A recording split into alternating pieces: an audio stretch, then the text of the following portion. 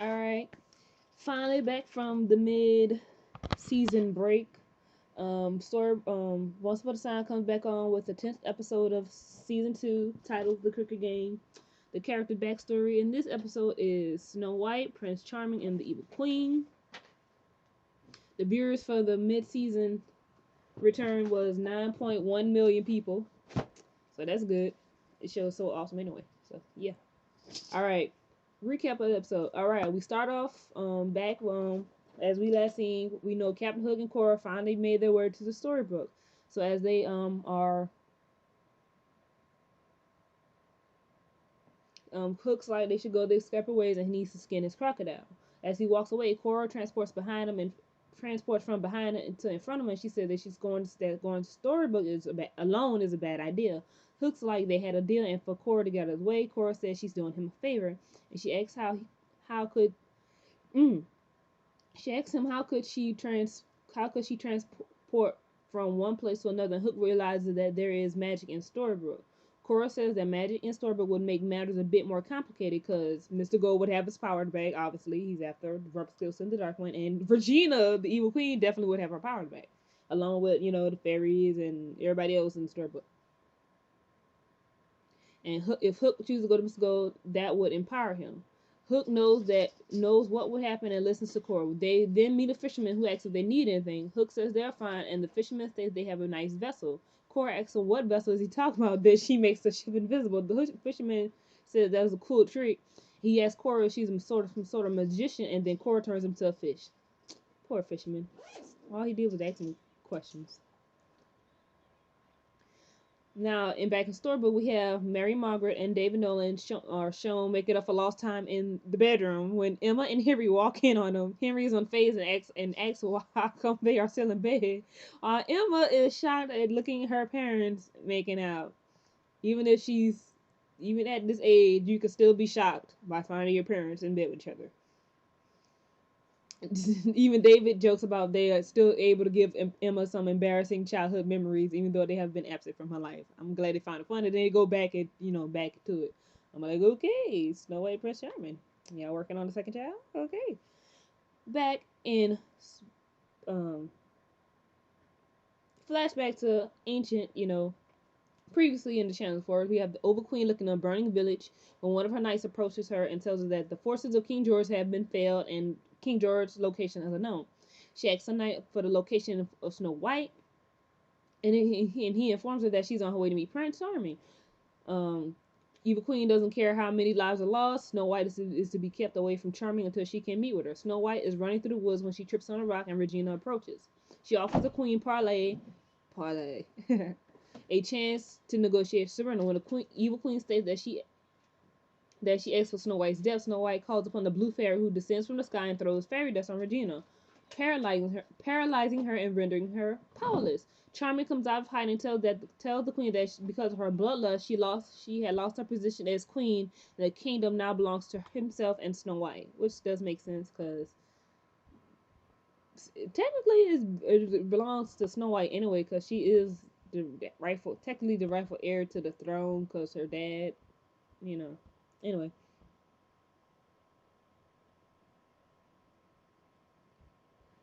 present day storybook, we have everybody gathering at Granny's diner to celebrate the turn of Mary, Morgan, and Emma. Regina then walks in with some lasagna, apologizes. She was late. Everybody like, wait a minute, what is she doing here? Especially Mary, Margaret, and David like, what is she doing here? And it was like she invited her, and she tells her that Regina's trying to change, and she did it for Henry.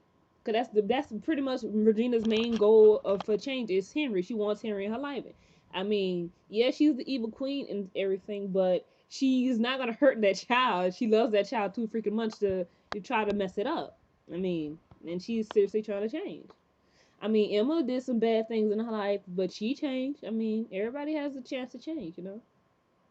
Plus, it gives her time to spend time with um Henry.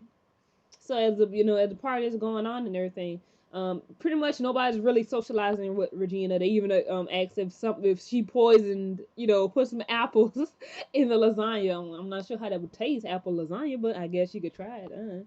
But she does poison, so she leaves because nobody really socializing with her. So Emma follows her and tells her that she's welcome to stay.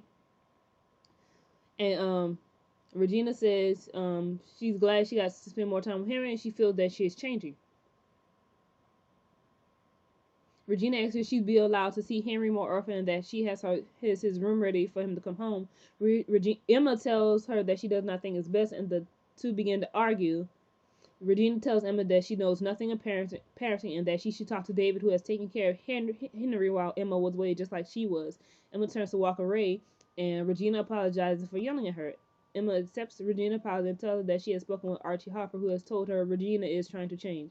She thanks Emma for inviting her to a party and then leaves. As she is walking home, Cora and Captain Hook watch. Hook asks the Queen of Hearts if her daughter is broken, and she replies that she has not lost everything yet. I'm like, really? You gonna seriously do that to your own daughter, really, Cora? You gonna break your daughter like that? That's truly evil right now. I mean, Regina's evil, but her mama tops it. I'm sorry, her mama tops it. Cora tops it. I'm sorry. Anyway, after dogs, we have Archie walking Pongo. If you don't know who Pongo is, people, it's the dog from 101 Dalmatians. Archie is the cricket from Pinocchio. All right. Regina is angry at him because he told Emma about the session, which you're not really supposed to do. The whole doctor patient confidentiality thing. Ruby approached them. Ruby's the wolf and Red Riding Hood from one and the same story. And Regina says it's a private talk and tells her to go walk the dog, which I thought was funny because Ruby's a wolf. Anyway, just before Regina leaves, she says to Archie that he is lucky that she has changed, because she pretty much would have squashed him like the bug he is right then and there. But she has changed. Yes. Back in past time Enchanted Forest, the War Council is discussing the Evil Queen. Jiminy Cricket says that he has a fear that the Queen will never change. Grumpy says he offers a quick and violent death, like, leave her alone with me and my ex. I'll take care of it. I'm like, oh my goodness.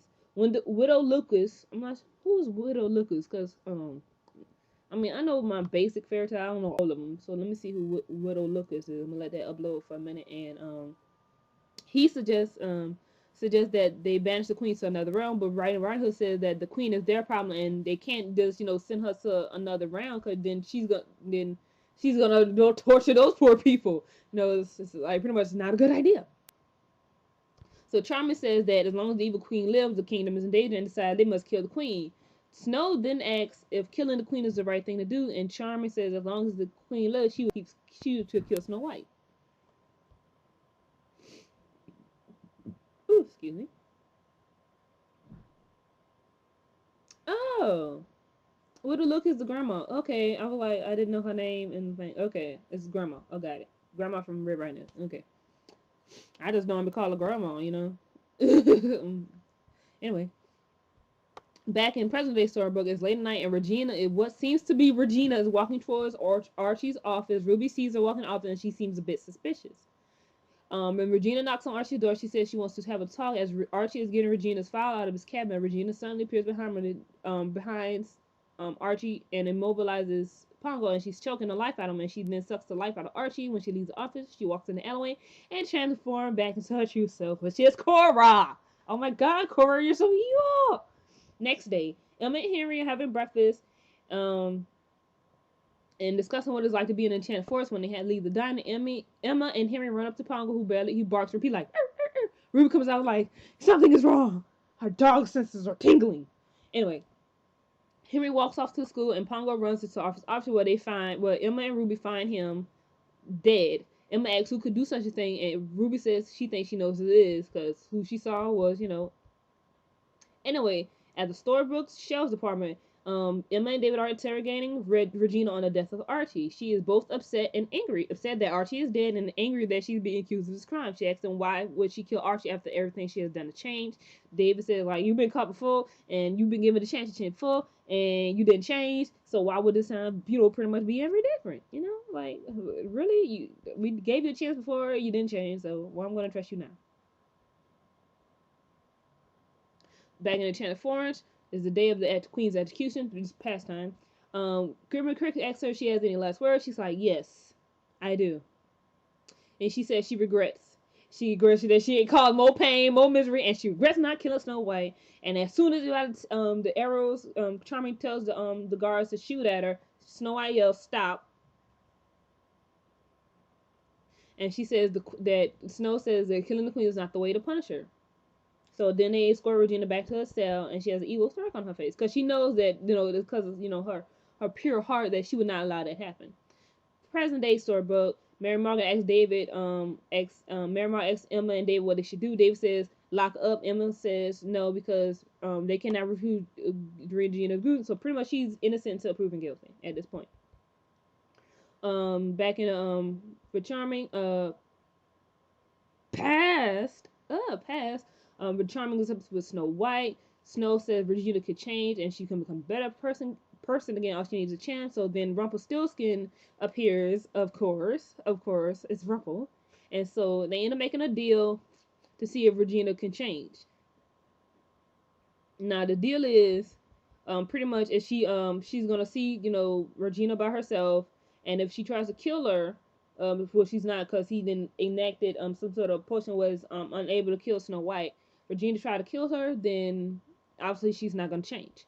So Snow White does goes to the cell by cell leave, and thus when she does let Regina out, she's Regina goes to stab her, and when she realized that I understand Snow White, she didn't die, and they it was to prove that she's not changed. But the thing of the deal was she would not be able to harm Snow White nor Prince Charming in this world. Repeat, this world. So if she was sent to another world, obviously she can harm her. So that's where the idea of enacting the curse comes from. So la la la la. And we have Regina being pretty much banished to a castle. She hears of the wedding by Rumpelstiltskin. Hears how he did the deal, and she's like, "Daddy, get my character. I have a wedding to do." And thus, that's how we get into the pilot episode. Present day storybook. They figured, okay, if Regina's innocent, then obviously who else would try to kill Archie? So they figured the only other person with magic is Rumpelstiltskin. So we go see Rumpelstiltskin, and he's out. Belden brought him a lunch. I'm like, oh, they're making up and everything. Here come everybody else. He's like, what do I owe this? How he always acts and stuff like that. And so they asked him if somebody with friend Regina would be you. And so Mr. Gold's like, well, it wasn't me. And so they said they could ask the witness, but they're like, how could you ask the witness when it's a dog? And he's like, magic, dearie, So they bring in Pongo, and he takes a dream character and like rubs it across Pongo, and thus like it starts to glow and stuff. And so he asks Emma to use magic to see what happened. Pretty much sees the dog's memory. So she focuses, and we see Regina killing Archie, and then they go to Regina Mills' house, and they tell her that they pretty much confront her, and she's like, I didn't do it. And then they try to throw fairy dust on her, and she thought that you thought this was going to happen a second time, and she's pretty much upset that they do not believe her. And she Emma's and yeah, they do not believe her, and she says that you will not turn my son against me. And she's like, he's already on her side. And then she said to Emma, pretty much tells Queen that they know what she is, and she will always be is the evil queen. And Regina then disappears in smoke. Then we have Emma waiting at the bus stop to tell Henry, and Emma's like, I don't know how to do this because it's gonna be kind of hard. But they like, well, you're gonna have to tell him eventually. So we have Henry get on the bus, and we see him sitting down on the bench. She's telling him they hug and embrace. And meanwhile, like down the street, we see Regina watching them, and she starts to cry because literally that's her whole motivation was to change for Henry. It was to change for Henry. And so now it's like that tie between her and Henry, even though is gone. And also we see Cora approaching Hook, and she asks, and she said that her daughter has lost everything now, because that's pretty much was her whole thing, that she was Henry. So they end up going to this boat, and we find out that Archie is not dead. She planted a fake body, and Archie, she says that this cricket will chirp because he knows all the many secrets of Storybrooke. So I'm like, oh my god, this woman is just completely evil. Evil. Can't wait for next week's episode. It's called The Outsider. So see you guys next week.